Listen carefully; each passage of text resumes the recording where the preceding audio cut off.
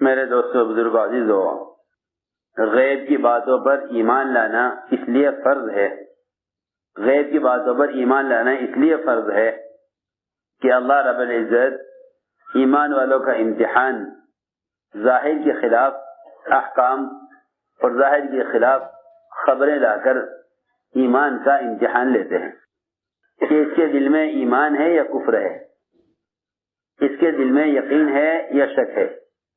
اس کی آزمائش کے لیے اللہ رب العزت ظاہر کے خلاف احکام بھی لاتے ہیں اور ظاہر کے خلاف خبریں بھی لاتے ہیں۔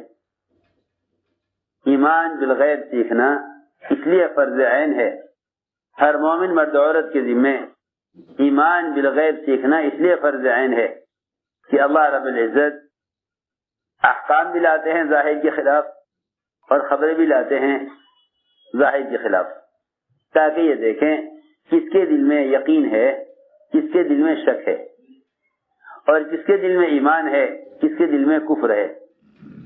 اللہ تعالی اس کی چھٹائی کرنے کے لیے دو چیزیں لاتے ہیں، ایک غیب سے خبریں اور ایک غیب سے احکام۔ میری بات بہت توجہ سننا، غیب سے خبریں لاتے ہیں، غیب سے احکام لاتے ہیں، یہ دیکھنے کے لیے کہ ان کے دل میں ایمان ہے یا نفاق ہے۔ اس لیے ایمان بالغیب اصل ہے، ایمان بالغیب اصل ہے، اور اتنا ایمان کا سیکھنا ہر مومن کے ذمے فرض عین ہے، اتنا ایمان سیکھنا فرض عین ہے جس سے مومن نفاق اور کفر سے بچ جائے، اتنا ایمان سیکھنا فرض عین ہے جس سے مومن اللہ کے حکم کو ظاہر کے خلاف پورا کر دے۔ میں عرض کروں گا یہ دو چیزیں ذہن میں رکھنا، دو چیزیں ذہن میں رکھنا کہ اللہ رب العزت ایمان والوں کا امتحان دو راستوں سے لیں گے، ایک احکام کی لائن سے اور ایک اخبار کی لائن سے، خبروں کی لائن سے۔ خبریں ظاہر کی بالکل خلاف ہوں گی، خبریں ظاہر کے بالکل خلاف ہوں گی، تاکہ جن کے دلوں میں شک ہے وہ چھٹ کر ایک طرف ہو جائیں اور جن کے دلوں میں یقین ہے وہ ایک طرف ہو جائیں۔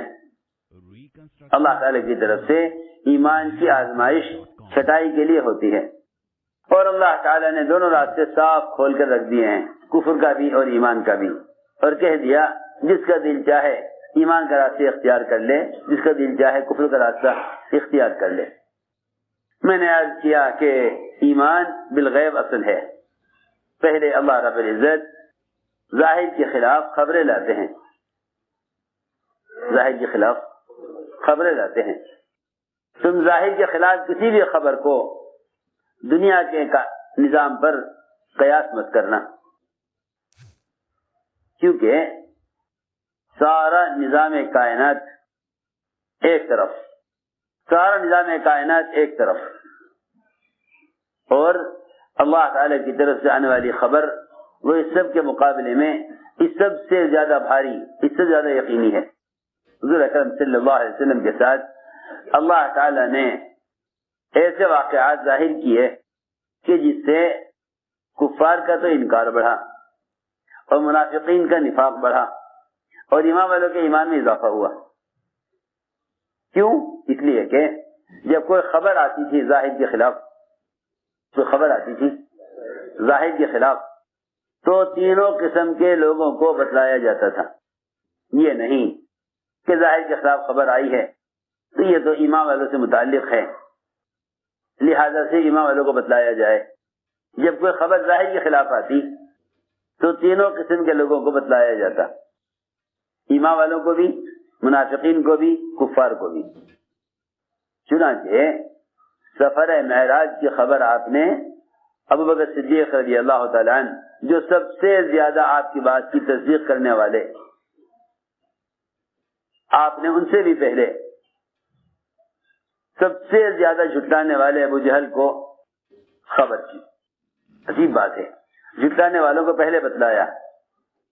1 مہینے کا سفر زمین کا اور لامحدود سفر آسمانوں کا، یہ رات کے کسی ایک حصے میں ہو گیا۔ یہ خبر آپ نے کس کو دی؟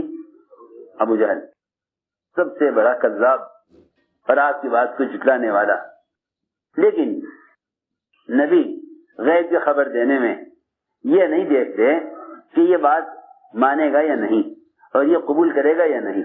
میں یاد کرنا چاہتا ہوں اس زمانے میں ایمان والوں کے ایمان کے ذوق کی ایک بڑی وجہ یہ بھی ہے کہ یہ سوچتے ہیں کہ ایسی بات کہنے سے کیا فائدہ جس کا لوگ یقین نہ کریں. سنو میں کیا کہہ رہا. اس زمانے میں مسلمانوں کا مزاج ظاہر کے اعتبار سے بولنے کا بن گیا. اس زمانے مسلمانوں کا مزاج ظاہر کے اعتبار سے بولنے کا بن گیا. جس کو بھی دیکھو گے وہ کائنات کو سامنے رکھ کر بات کرے گا اور یوں کہے گا کہ بھائی غیب کی خبریں اور ظاہر کے خلاف ہونا یہ تو پرانے زمانے کی باتیں ہیں. اس زمانے میں تو لوگ سائنس کا زمانہ ہے. سائنس کے زمانے میں ظاہر کے خلاف کوئی بات کہنا لوگوں کے سمجھ میں نہیں آئے گا. اس لیے لوگوں کی عقل کے اعتبار سے بات کرو. سنو تو صحیح میں کیا کہہ رہا. اس زمانے کے مسلمانوں کے ایمان کے ذوق کی وجہ یہ ہے کہ یہ انسانی عقل کے اعتبار سے بولنا چاہتے ہیں کہ بھئی انسانوں کی عقل کے اعتبار سے بات کرو تاکہ یہ بات تمہاری تسلیم کر لیں. حالانکہ اس بات کو کون تسلیم کرے گا؟ اس بات کو کون تسلیم کرے؟ اس زمانے میں جب محمد صلی اللہ علیہ وسلم کو اکثر یہ جھٹلا رہی ہو اور آپ کی بات کا انکار کر رہی ہو اور آپ سب سے پہلے بتائیں آخر ابو جہل کو کہ رات 1 مہینے کا سفر زمین کا اور لامحدود سفر آسمانوں کا. میں نے عرض کیا کہ جو لوگ یہ سوچتے ہیں کہ ظاہر کے اعتبار سے بولو تاکہ عقل والے بات تسلیم کر لیں, ایسا کرنے والوں کا خود بھی یقین غیب پر نہ رہے گا اور دوسروں کے ایمان کو بھی ایمان الغیب پر لانے پر دوسروں کے یقین بھی غیب پر نہیں آئے گا. ایمان بالغیب کے لیے تو غیب کے تذکرے کرنا ہی ضروری ہے. میں نے عرض کیا کہ حضور اکرم صلی اللہ علیہ وسلم نے جب یہ خبر دی سفر معراج کی تو سب سے پہلے بتلایا ابو جہل کو. وہ دوڑے ہوئے گئے کفار ابوبکر صدیق رضی اللہ عنہ کے پاس اور جا کر کہا کہ ابو بکر تم نے سنا تمہارا ساتھی کیا کہہ رہا ہے؟ کیا کہہ رہے ہیں کہ وہ یوں کہتے ہیں کہ 1 رات کا سفر 1 رات میں سفر ہو گیا رات کے کسی حصے میں, 1 مہینے کا سفر زمین کا اور لامحدود سفر آسمانوں کا. اس کو سن کر ابوبکر رضی اللہ عنہ فرمایا کہ ہاں اگر وہ یہ کہتے ہیں تو بالکل سچ کہتے ہیں, بالکل سچ کہتے ہیں. نعوذ باللہ. یہ نہیں کہ ٹھیک ہے ہم جا کر پوچھیں گے, ایسا ہونا تو بظاہر ممکن نہیں ہے, لیکن ہم معلوم کریں گے کہ نہیں ہم یقین کرتے ہیں, ہم یقین کرتے ہیں کہ یہ بات حق ہے, ہم یقین کرتے ہیں کہ یہ بات حق ہے. کفار نے انکار کیا, کفار نے انکار کیا. دیکھو میری بات سنو, آج بھی مسلمانوں کا حال یہ ہے کہ وہ یقین کے اعتبار سے اس سطح پر پہنچ گئے کہ کوئی بات ظاہر کے خلاف یا کوئی حکم ظاہر کے خلاف دیا جائے گا تو اس کے لیے دلیل مانگیں گے کہ اس کی دلیل کیا ہے. نظام قدرت کو غیب کی بنیاد پر ماننا ہی ایمان ہے. اگر اللہ اکبر اللہ کے وجود کی دلیل طلب کرتا ہے یا نبی کی خبر پر دلیل کا مطالبہ کرتا ہے تو اس کا یقین اللہ پر اور آخرت پر اور نبی پر ایمان اس کا نہیں ہے. اگر دلیل طلب کر, کیونکہ دلیل وہ طلب کرے گا جس کا یقین غیب پر نہیں ہے, جس کا یقین غیب پر نہیں ہے. وہ کیا طلب کرے گا؟ وہ کہے گا دلیل لاؤ. جی ہاں سنو بات دھیان سے, نبی کے کسی خبر کو اور نبی کے کسی حکم کو دلیل کی بنیاد پر ماننا ایمان نہیں ہے. نبی کی کسی خبر کو دلیل کی بنیاد پر ماننا ایمان نہیں ہے. اس لیے کہ ایمان بالغیب کہتے ہی اس کو ہیں کہ آدمی دلیل کے بغیر تسلیم کرے. دیکھو میں کچھ کہہ رہا, نبی کی خبر کو دلیل کے بغیر تسلیم کرے, ایمان بالغیب اسے کہتے ہیں کہ نبی کی خبر کو دلیل کے بغیر سنو میری بات، دلائل تو اندھوں کے لیے ہوتے ہیں، دلائل اندھوں کے لیے ہوتے ہیں، دلائل اندھوں کے لیے ہوتے ہیں۔ وہ کہتے ہیں جی ہمارا ہاتھ پکڑ کے چلو، کیونکہ ہمیں تو کچھ نظر آ نہیں رہا، جدھر ہاتھ چلاؤ ادھر ہم چل لیں گے۔ دلائل اندھوں کے لیے ہوتے ہیں، جن کے دلوں میں شک ہوتا ہے وہ دلائل طلب کرتے ہیں، وہ دلائل طلب کرتے ہیں۔ ابوبکر رضی اللہ عنہ نے فرمایا کہ ہاں بالکل یہ بات حق ہے جو آپ فرما رہے ہیں، لیکن کفار نے آپ سے ثبوت طلب کیا، کفار نے آپ سے ثبوت طلب کیا کہ اگر آپ کا سفر یہاں سے بیت المقدس کا ہوا تو راستے میں ہمارے تجارتی اونٹ،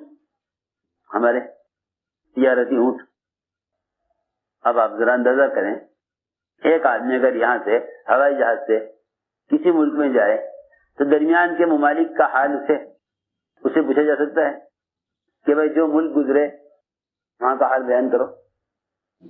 تو صحیح، اس زمانے میں سائنس کی ترقی سے اگر کوئی ہوائی جہاز کا سفر کر لے 2 گھنٹے میں 3 گھنٹے میں مہینے بھر کی مسافت طے کر لے، سوچو ذرا، اس سے کوئی پوچھ سکتا ہے کہ بھئی اگر تم یہاں سے وہاں گئے تو بتاؤ راستے میں کون کون سے ممالک نظر آئے، وہاں کیا ہو رہا تھا؟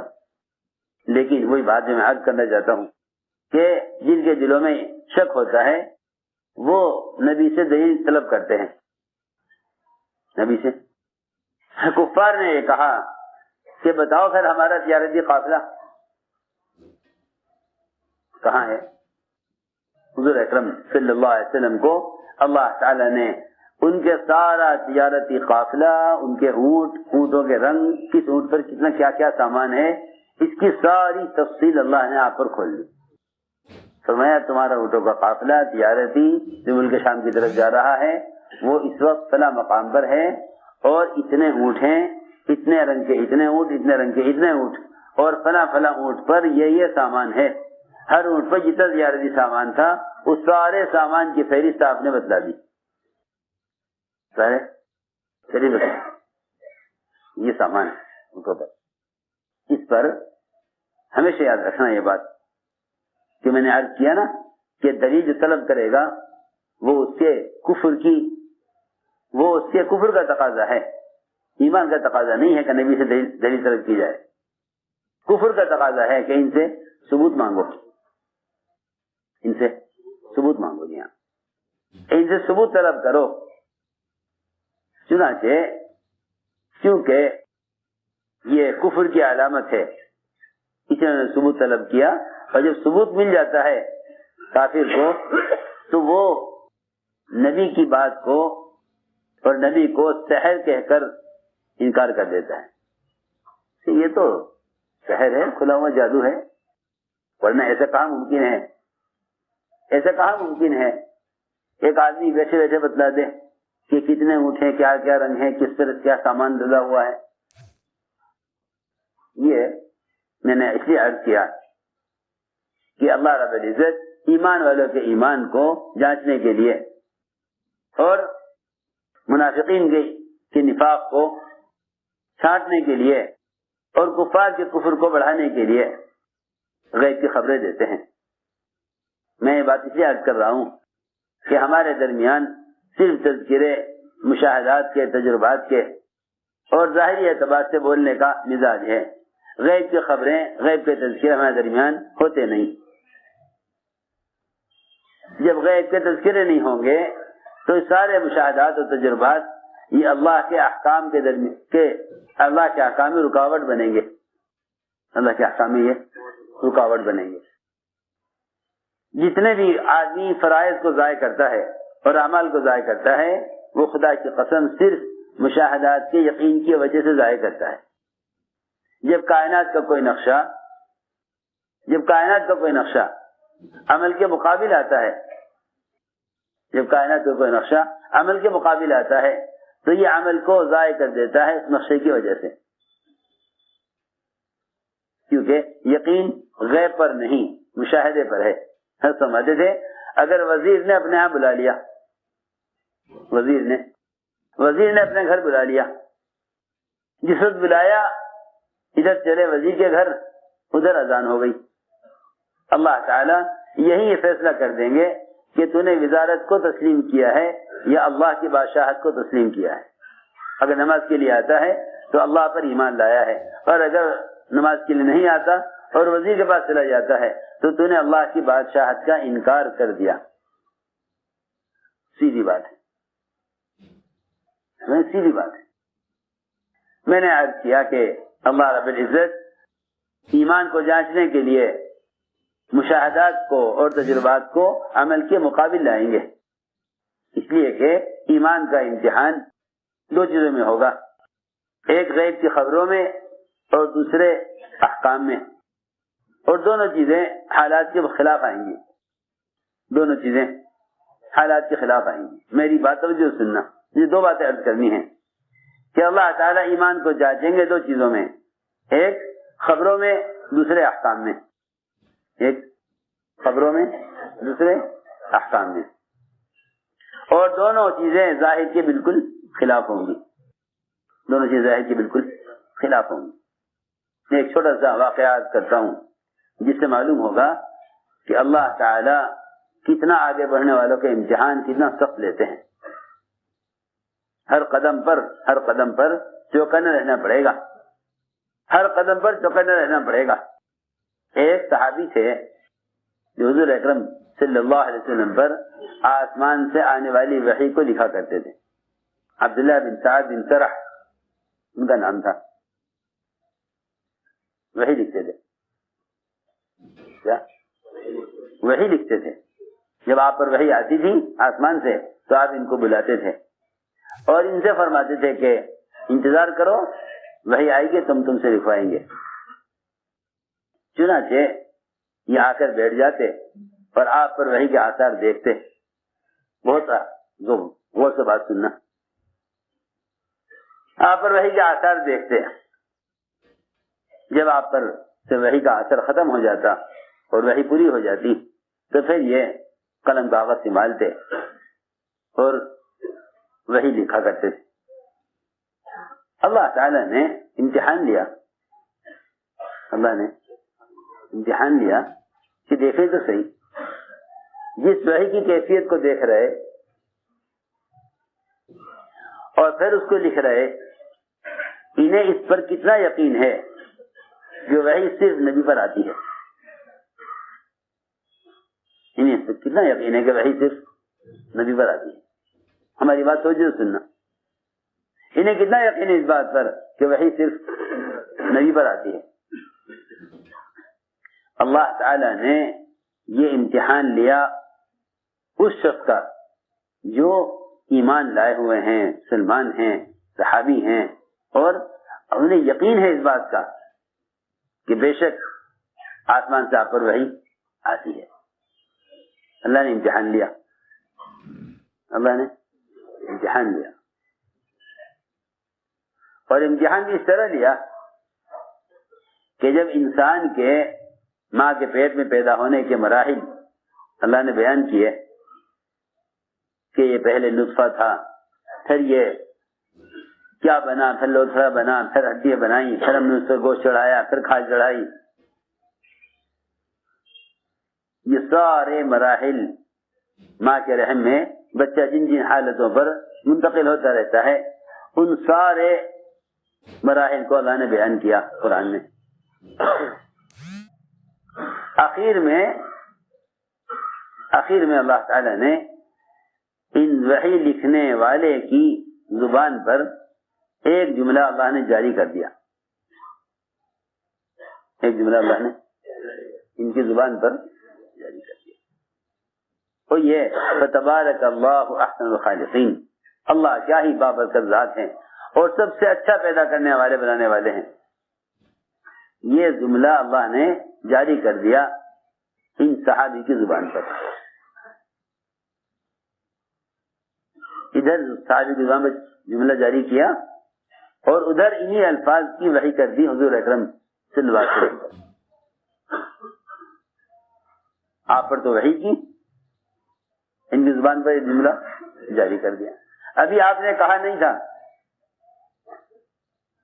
یہ کہنے لگے فتبارک اللہ احسن الخالقین، اللہ کیا اچھا بنانے والے ہیں، بابرکت ہیں۔ آپ میں کہ ہاں یہ بھی وحی آئی ہے مجھ پر، اسے بھی لکھو۔ یہاں امتحان، میری بات توجہ سے سننی پڑے گی، یہاں امتحان تھا، یہاں یہ امتحان تھا کہ اسی بات کو اپنی زبان سے کہنے کو وحی سمجھتے ہیں یا نبی کے کہنے کو وحی سمجھتے ہیں۔ ہمارے کہنے کو وحی سمجھتے ہیں یا اپنے کہنے کو وحی سمجھتے ہیں، یہ امتحان تھا۔ اس امتحان میں یہ فیل ہو گئے، اس امتحان میں یہ فیل ہو گئے، اس امتحان میں فیل ہو گئے۔ بہت عام قصہ ہے ایمان بالغیب پر۔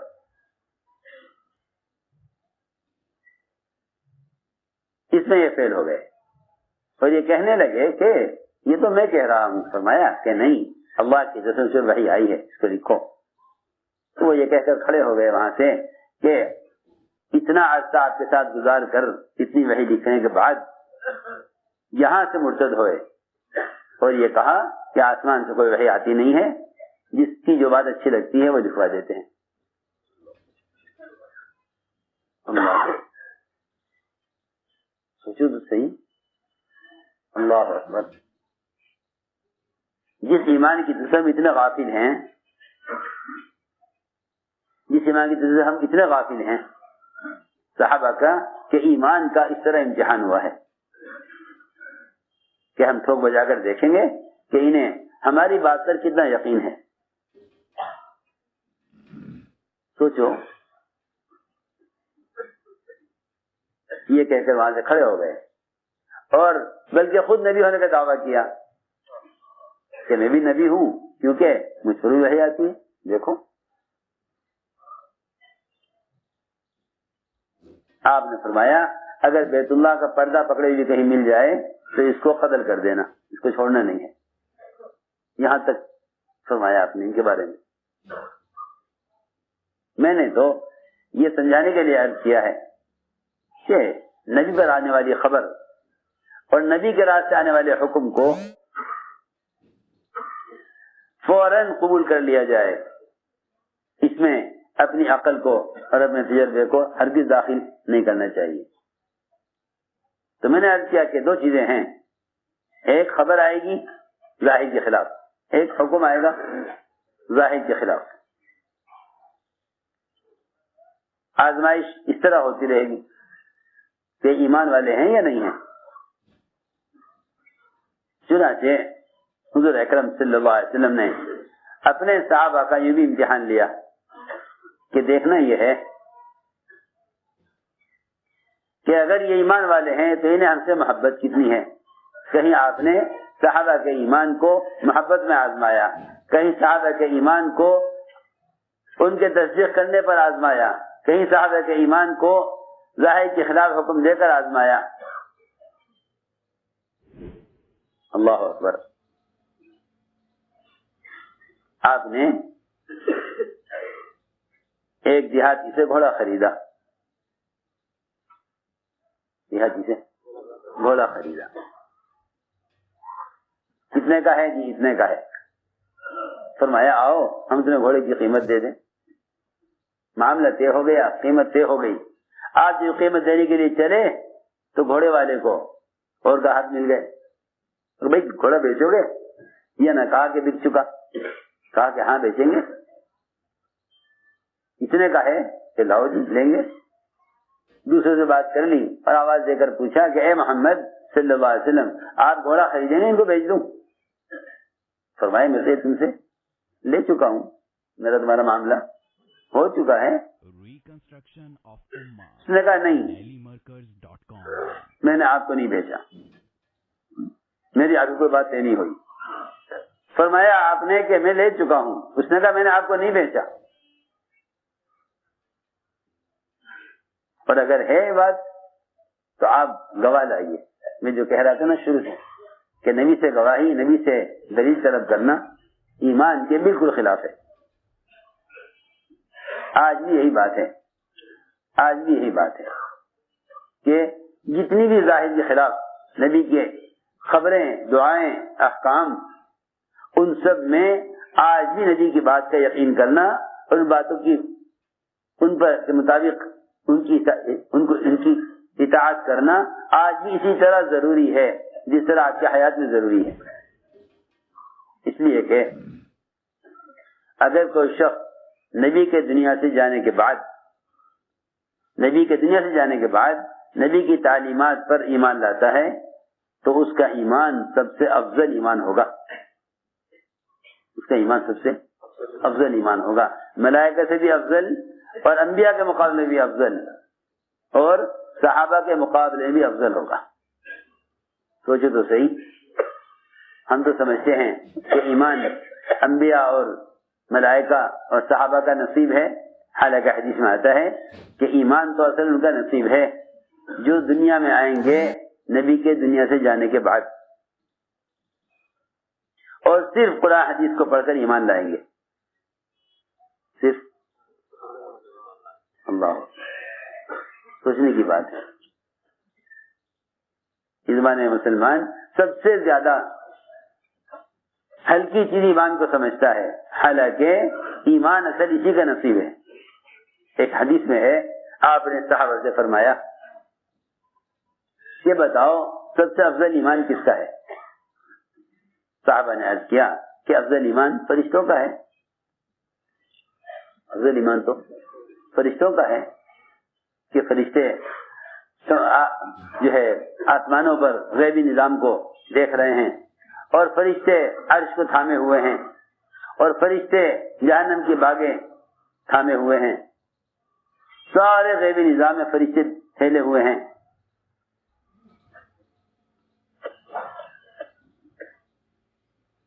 آپ نے فرمایا کہ فرشتوں کا یہ ایمان ایسا ایمان کیوں نہ ہو جبکہ وہ سارا غیبی نظام دیکھ رہے ہیں؟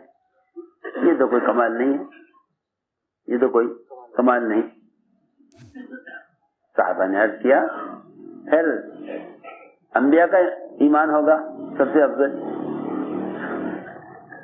آپ نے فرمایا کہ انبیاء کا ایمان افضل کیوں نہ ہو جب کہ بعض انبیاء آسمان پر اٹھا لیے گئے، وہ غیبی نظام سارا دیکھ رہے، پھر وحی کا سلسلہ ہے نبیوں کے ساتھ، ساری غیب کی خبریں نبی کے پاس آ رہی، فرشتے انبیاء کے پاس آ رہے، انبیاء کا ایمان ایسے کیوں نہ ہو؟ صحابہ نے عرض کیا پھر تو بس ہم ہی رہ گئے ہیں، پھر تو ہم ہی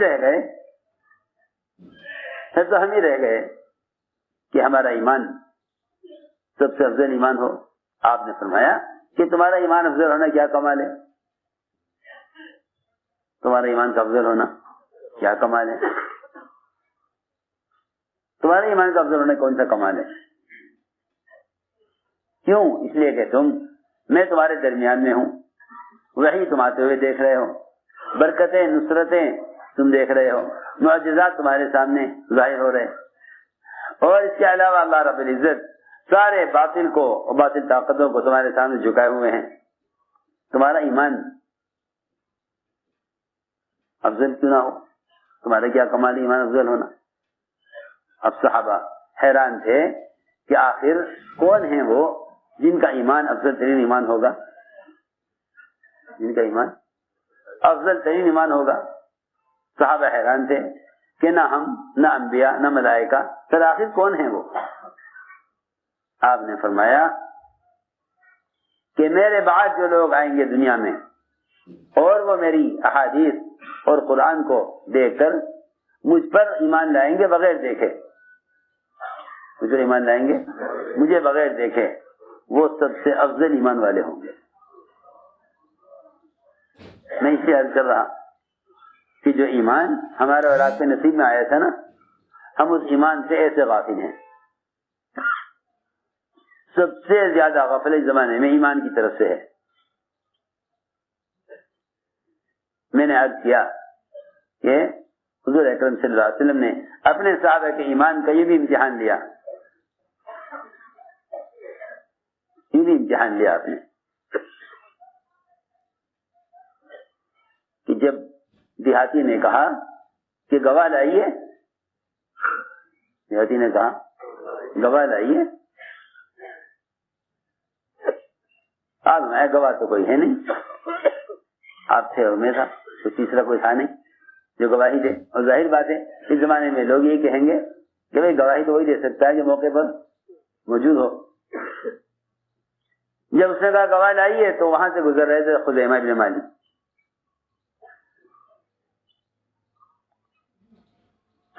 خزیمہ بن ثابت آگے بڑھے، خزیمہ آگے بڑھے اور کہا کہ میں گواہی دیتا ہوں، میں گواہی دیتا ہوں کہ آپ نے گھوڑا خریدا، میں گواہ ہوں، اسے گواہی چاہیے نا، میں گواہی دیتا ہوں. آپ نے بطور انکار کے نہیں، آپ نے بطور انکار کے نہیں پوچھا کہ تم گواہی کیسے دے رہے ہو، بلکہ آپ کا یہ سوال بطور امتحان کے ہے. یہ بات سمجھنی چاہیے، آپ کا سوال بطور امتحان کے ہے کہ دیکھنا یہ ہے کہ اگر ہم ان سے کہیں کہ تم موقع پر موجود نہیں تھے، گواہی تم نے کیسے دی، تو یہ گواہی سے پھر تو نہیں جاتے. سنو، یہ گواہی سے، اپنی گواہی سے پھر تو نہیں جاتے، انکار تو نہیں کر دیتے. آپ کا سوال بطور انکار کے نہیں ہے کہ تم نے گواہی کیوں دی ہے جو تم موقع پر نہیں تھے. آپ کا سوال بطور امتحان کے ہے کہ ہم یہ دیکھنا چاہتے ہیں کہ ہماری بات پر ہمارے امتی کو بغیر دیکھے اور بغیر موقع پر ہوئے ہوئے ہماری بات پر یقین کتنا ہے. یہ تھا سوال، یہ میں عرض کرنا چاہتا ہوں. ہماری بات پر بغیر دیکھے کتنا یقین ہے. آپ نے کہا خزیمہ تم نے کیسے گواہی دی کہ تم موقع پر موجود نہیں تھے. نعوذ باللہ، اگر یہ کہہ دیں کہ جی میں اپنی گواہی واپس لیتا ہوں، میں تو موقع پر تھا نہیں، بس یہی ایمان کے خلاف ہے، یہی بات ایمان کے خلاف ہے. فرمایا میں کیوں گواہی نہ دوں، میں گواہی کیوں نہ دوں، میں گواہی کیوں نہ دوں. آپ نے ہمیں جنت کی، جہنم کی، عرش کرسی کی، اللہ کے وجود تک کی خبریں دی ہیں. ہم نے ان سب کو حق اور یقینی مانا ہے. صرف آپ کے کہنے پر ہم تو کہیں بھی ساتھ نہیں تھے. ہم لگے یہ کہنے لگے کہ آپ نے ہمیں جہنم کے عذاب کی خبر دی ہے، ہمیں تو جہنم کا عذاب دیکھا نہیں، ہم تو وہاں تھے نہیں. آپ نے ہمیں عرش کرسی کی اور عذاب قبر کی اور جنت کی نعمتوں کی غیب کی خبریں دی ہیں، ہم تو وہاں موجود تھے نہیں، ہم کیسے مانیں. ہم تو اس سے بڑی بڑی چیزوں پر صرف آپ کے کہنے کی وجہ سے ایمان لا چکے ہیں. اب آپ ہم سے اگر طلب کریں گواہی کہ تم موقع پر موجود نہیں تو کیسے گواہی دے رہے ہو، ہم گواہی کیوں نہ دیں. بڑی کیا حیثیت ہے ان سب کے مقابلے میں. آپ نے فرمایا کہ آج سے خزیمہ کی گواہی 2 کے برابر مانی جائے. سچے ایسے ہوتے ہیں